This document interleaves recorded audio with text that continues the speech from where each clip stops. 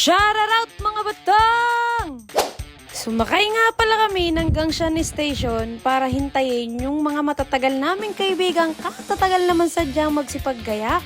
At dini kami magta-transfer sa MRT para makapunta sa R8 sa Sando Shopping District. Dini kami magmumula. Sa totoo lamang ay nawalan kami ng paso kaya kami nagkayayang mag-disco. At ikaw naman ay pagka nakarating na din sa R8 ay di na mag-exit sa 3 or 4 kahit alin dyan. Makakalabas at makakalabas ka pa rin naman. Huwag ka laang diyan sa Sogo at iba na iyan. Kita mo naman hindi pa nakakainom ay kaliligalig na. Ay paano pa pag nakainom? Search nyo na lang sa Google ang lamp at lalabas din naman iyan. Mga 10 minutes walk lang naman ang gagawin nyo para makarating dito sa lugar na to. At take note, bawal mag-short ang mga lalaki. Dahil hindi kayo papapasukin kung kayo ay naka-short. At kung tatanungin nyo naman kung magkanong entrance dito, ay para sa mga babae is 100 NT lang at para sa mga lalaki is 500 NT naman.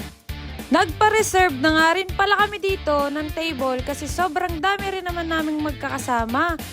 Dahil kung hindi kami kukuha ng table, para naman kaming mga kawawa, nandyan lang kami sa mga gilid-gilid, kainaman na. At ang reservation naman ng table is 2,000 NT.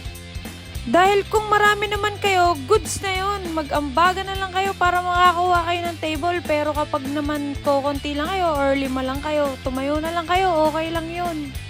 At dini ko napatunayan na kapag nakainom pala mga babae ay talaga namang kumakawala ang mga kaluluwa. Ay ikaw ga naman ay ginawa mong Diyos ang alak ay pag hindi ka naman talaga nalungang ewan ko laang. Eto nga aking kaibigang are ay sayaw ng sayaw tapos mamaya naman ay lintek tinulugan laang. Hindi ka na lang nag-transient, tutulog ka lang din naman. Ay iba naman sadyang saya pag minsan lang din naman kayo nagkakasama-sama ay lagi na lang ang trabaho, tulog, trabaho, kain, tulog. Ay Diyos ko pa, ay umiikot ng mundo kakatrabaho, tara na mo nang magsaya. Kaya naman kapag may opportunity na ganito siya, dali, ay lagalag kayo. Ay minsan lang din naman nawalan ng pasok, di tayo magsasaya na diga. Ay alangan naman tayo magmukmuk sa kwarto. Ay kaso nga lamang ay habang lumalalim ang gabi, Diyos ko po, ang mga kasamahan ko ay litek tatamaan na, nagkagulo na.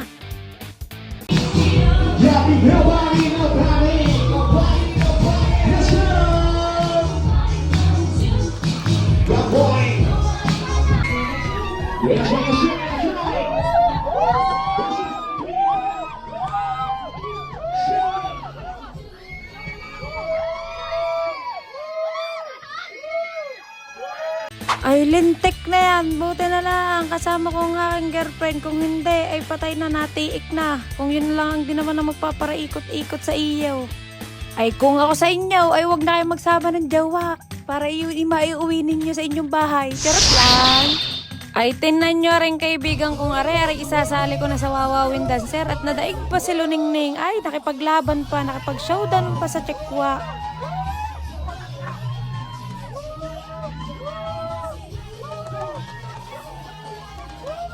Basta ako, dito lang ako sa tatlong to, di ako aalis dito. Pero syempre, ay tinawag ko rin ng mga kaibigan ko para ma-experience naman nila. Are, ay masarap wag ka nga laang masosobrahan pag inom mo na yan. At dini na nga, may lumapit na apam sa amin. Ay Diyos ko po, dini na yata aaon sa hirap ang aking mga kaibigan. Inisa-isa na o sa paggiling. Uy, wag ganun, patay ka sa jowa mo, lintik ka. Dini ko na nga inisa-isa ang mga kaibigan ko at para makapamili na itong apam na ito at nahihirapan ata. Bebenta ko na ba kaysa iuwi ko pa sa dorm, ako pa mahihirapan sa mga lintik na ito. Damay-damay na yan, sama-sama tayong aangat sa buhay. Woo! Pero sa totoo lang kapogi naman sa dyan ng lalaking nga pero mas pogi ako. Charot lang.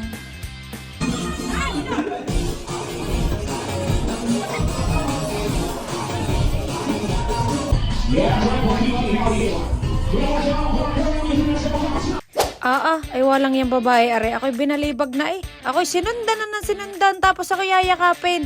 Diyos ko po, ang awa ko sinasaway na laang Kakabalibag sa akin ng babaeng are, ay talaga naman ako'y mawawala ng jowa. Ay di na laang muna ako at baka ako'y makatulog sa labas. Ay sus ko po, kalamig pamandain. Tingnan nyo naman kung gaano kapogi ang apam na are. Ay yuy! Sa totoo lang, meron talaga ako ditong kaibigan na nag-a-Adonis ang datingan. Trabaho niya to dati, tingnan nyo.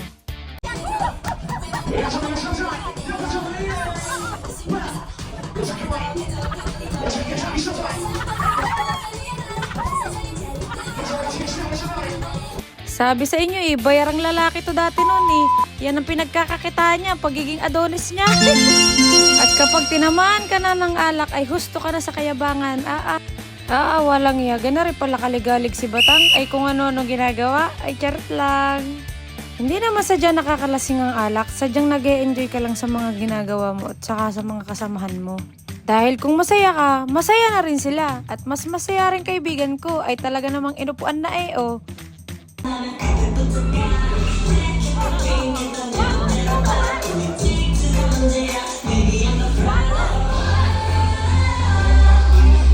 Sa totoo lang, ang hirap talaga mabuo ang panggabi at pang-umaga ng mga katrabaho, no?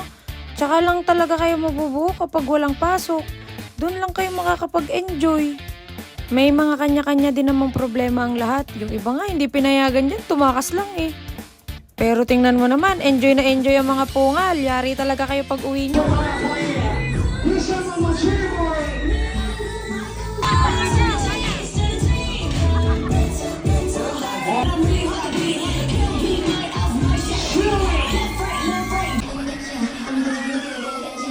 Hanggang dito na lang guys, isa lang masasabi ko, sobrang enjoy lalo na kapag marami kayong magkakasama.